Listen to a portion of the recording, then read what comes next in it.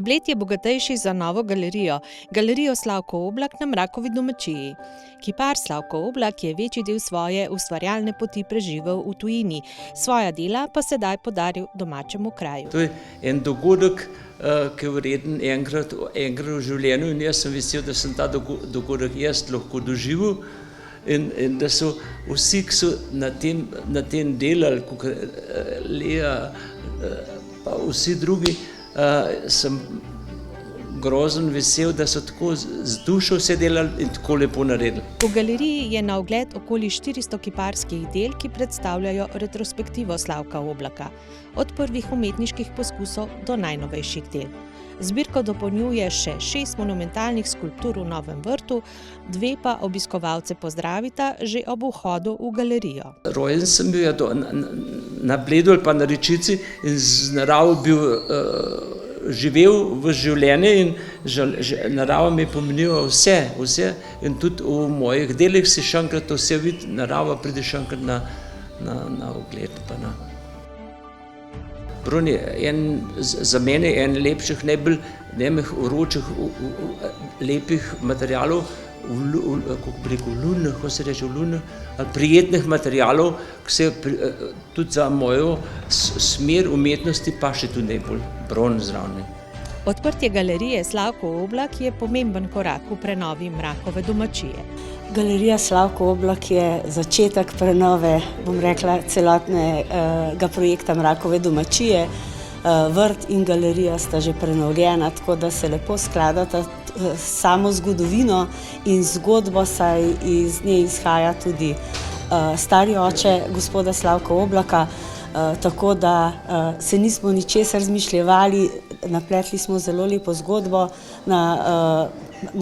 pač po podatkih resničnih, ki jih je podal gospod Slavko, tako da danes, po letih, ko je Muzejsko društvo Bled podalo pobudo občini Bled za odkup Mrakove domačije od dedičev, se je projekt realiziral. Na slovesnosti ob odprtju so direktorica zavoda Lea Ferjan, blejski župan Anton Mežan in zakonca Oblak podpisali tripartitno pogodbo o donaciji in odkrili spominsko ploščo, ki jo je izdelal kipar sam. Sem se zavedala pač, da je bila odločitev tudi na strani gospoda Oblaka zelo težka, čustvena predvsem, ker nekako se je poslovil od svoje zbirke, ki je imel v galeriji in pa na vrtu svojega posestva v Nemčiji, svoje kmetije. Tako da to ni bilo enostavno, mislim, da je bilo obema hudo, hkrati sva bila pa obadva vesela tega novega prostora, ki je zelo podoben kmečkemu življenju nekdaj na Rečici in pa tudi umetnikovemu življenju v Nemčiji. Z novo galerijo se obuja tudi pristno življenje, ki ga je blejski človek živel še pred prihodom turizma.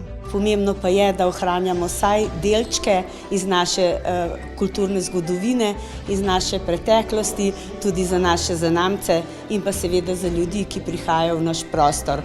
S tem se mi identificiramo in mislim, da bo to en zelo prijeten, pomemben prostor s svojimi programi, takrat bo šele prav zaživel.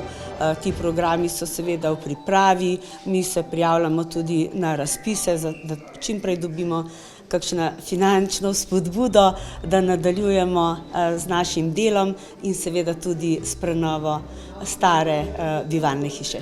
Mrakova domačija se po več kot 10 letih z galerijo Slavko Oblak prebuja. Ta zgodba se vleče predvsem zaradi financ. Že leta 2014, ko sem bil zadnjič svetnik v občini, smo dvignili roko za odkup te domačije. No, in vesel sem, da sem danes lahko po tolikih letih prišel v tako lepo galerijo, da se je to v bistvu uresničilo, da se je udejanjilo.